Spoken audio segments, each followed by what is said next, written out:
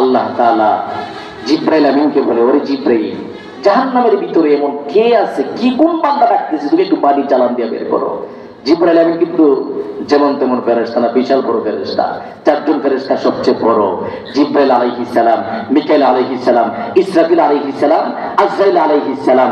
রাসূল বলেন তাম পৃথিবীর সমস্ত প্রাণী যদি এই চারজন ফেরেশতা থেকে যে কোনো একজনের মাথায় ফেলে দেওয়া হয়, মাথার 4 ভাগের 1 ভাগ ভিজবে না। সুবহানাল্লাহ বলেন না। ওই ফেরেশতা কত বড় দেখেন। জিব্রাইল আমিনকে আল্লাহ তাআলা বলতেছে, জিব্রাইল, জাহান্নামের ভিতরে আমার কে ডাকতেছে, তুমি একটু বাটি চালান দিয়ে বের করো। জিব্রাইল আমিন দেখে জাহান্নামের ভিতরে বান্দা রব্বুল আলামিনকে ডাকে, ইয়া হান্নান ইয়া মান্নান, আল্লাহ আমার ডাকের সাড়া দাও, আমার ডাকের জবাব দাও। আল্লাহ তাআলা বলেন, বান্দা জাহান্নামের ভিতরে আমার কেন ডাকো, আমার কাছে কি চাও? বান্দা ডাক দিয়া বলে, আল্লাহ আমি তো জাহান্নামী, আমার ডাকের সাড়া যেহেতু দিয়েছো আল্লাহ, একটা আবেদন তুমি মঞ্জুর করে নাও। আল্লাহ তাআলা বলে, বান্দা কি আবেদন? বান্দা বলে, আমার আবেদন হলো আমার জাহান্নাম থেকে মুক্ত করে গো, আমার জাহান্নামের গেটের কাছে একটা থাকার ব্যবস্থা করে দাও, তারপরে আমি আর কোনো আবেদন করব না। আল্লাহ তাআলা বলে, বান্দা তোর মনে থাকবো নি? এবার বান্দা বলে, মালিক আমার মনে থাকবে, তারপরে আমি আর কোনো আবেদন করব না। আল্লাহ তাআলা জিব্রাইল আমিনকে বলে, ও জিব্রাইল, এই বান্দারে জাহান্নাম থেকে মুক্ত করে জাহান্নামের গেটের কাছে থাকার ব্যবস্থা করে দে। সুবহানাল্লাহ। বান্দা যখন জাহান্নামের গেটের কাছে গেছে, আবার রব্বুল আলামিনের দরবারে ডেকে ডেকে বলে, মালিক আমার ডাকের সাড়া দাও, আমার ডাকের জবাব দাও, ইয়া হান্নান ইয়া মান্নান। আল্লাহ বলে, বান্দা আবার কেন ডাকতেছো, আবার কি চাও? বান্দা ডাক দিয়া বলে, আল্লাহ আরেকটা আবেদন তুমি মঞ্জুর করে নাও। আল্লাহ বলে, আবার কি আবেদন? বলে, আবেদন হলো আমার এই জাহান্নামের গেট থেকে জাহান্নামের পারে যাওয়ার ব্যবস্থা করে দাও। আল্লাহ তাআলা বলে, বান্দা তুই তো বলছিলি আর কোনো আবেদন করবি না, আবার কেন আবেদন করলি? বান্দা বলে, আল্লাহ তারপরে আমি আর কোনো আবেদন করব না, এটাই আমার শেষ আবেদন, মঞ্জুর করে নাও। আল্লাহ কয়ে, মনে থাকবো না? বলে, মনে থাকবে। আল্লাহ তাআলা জিব্রাইল আমিনকে বলে, ওরে জিব্রাইল, এই বান্দারে জাহান্নামের গেট থেকে জাহান্নামের পারে নিয়ে যা। ও মুসলমান, রাসূল যখন হাদিসটা পড়াইছিলেন মুস্কি মুস্কি হাসছিলেন। সুবহানাল্লাহ বলেন। বান্দা জাহান্নামের পারে যখন গেছে, আবার রব্বুল আলামিনের দরবারে বলে, ইয়া হান্নান ইয়া মান্নান, আল্লাহ আমার ডাকের সাড়া দাও, আমার ডাকের জবাব দাও। আল্লাহ তাআলা বলে, বান্দা আবার কেউ রাখতেছো, কি চাও?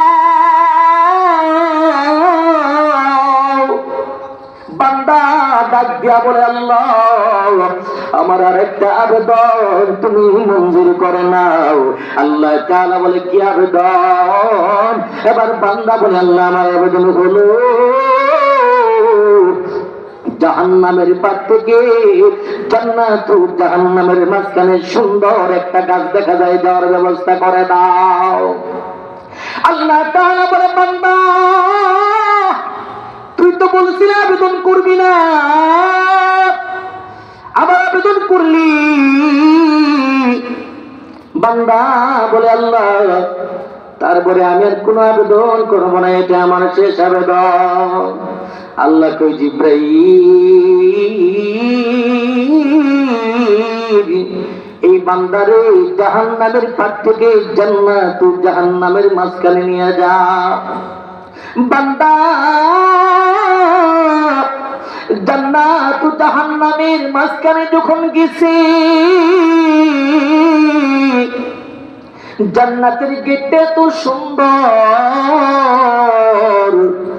চোখের সামনে জান্নাতের গেটটা দেখে ফেলছে।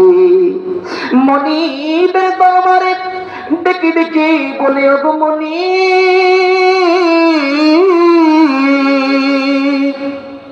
এত সুন্দর গেট আমার জীবনে কোনোদিন দেখি নাই, আল্লাহ গেটের কাছে যাওয়ার ব্যবস্থা করে দাও। আল্লাহ কই, তুই না বলছিলে আবেদন করবি না, আবার করলি? বলে, মালিক এটাই আমার শেষ আবেদন, তুমি মঞ্জুর করে নাও। আল্লাহ কই, তোর তো জমানের হেফাজত না, মনে থাকবনি বান্দা, মনে থাকবে। আল্লাহ তাআলা জিব্রাইল আমিনকে বলে, জিব্রাইল এই বান্দারে জান্নাত জাহান্নামের মাঝখান থেকে জান্নাতের গেটের কাছে নিয়ে যা। বান্দা যখন জান্নাতের গেটের কাছে গেছে, আল্লাহ কত রহমানুর রহিম, আল্লাহ কত গফুর রহিম। ফেরেশতাদেরকে ডেকে ডেকে বলে, ফেরেশতারা জান্নাতের গেটটারে কয়েকটা সেকেন্ডের জন্য খুলবি, আবার বন্ধ করে দিবি, বান্দা জান্নাতের নিয়ামত দেখবে। সুবহানাল্লাহ বলেন না। মুসলমান ভাইরা আমার, ফেরেশতারা যখন জান্নাতের গেটটারে খুলছে, আবার বন্ধ করে দিছে, এত সুন্দর নিয়ামত বান্দা দেখার পরে বলে, মালিক এত সুন্দর নিয়ামত আমার জীবনে কোনোদিন দেখি নাই। ওগো আল্লাহ, জান্নাতের ভিতরে ঢুকাও, কাছ থেকে নিয়ামত দেখে আবার বের হয়ে চলে আসবো। আল্লাহ আমারে ঢুকায় দাও, আমি ঢুকবো, আবার বের হয়ে চলে আসবো। আল্লাহকে, তোর তো জমাদার হেফাজত থাকে না, তুই যে ঢুকবি বের হয়ে চলে আসবি, এটার কি প্রমাণ আছে? বান্দা বলে, আল্লাহ শেষবারের মতো ওয়াদা দিচ্ছি, আমি ঢুকবো, বের হয়ে চলে আসবো। আল্লাহকে মনে থাকবে, কই থাকবে। জিব্রাইল আমিনকে বলে, জিব্রাইল ওরে জান্নাতের ভিতরে ঢুকা, ও জান্নাতের ভিতরে ঢুকবে, আবার বের হয়ে চলে আসবে। দেখে বান্দা যখন জান্নাতের ভিতরে ঢুকছে, ঢুকে যখন দৌড়াইতেছে, আল্লাহ তাআলা বলে, বান্দা একটু দৌড়াও কেন? থাম থাম।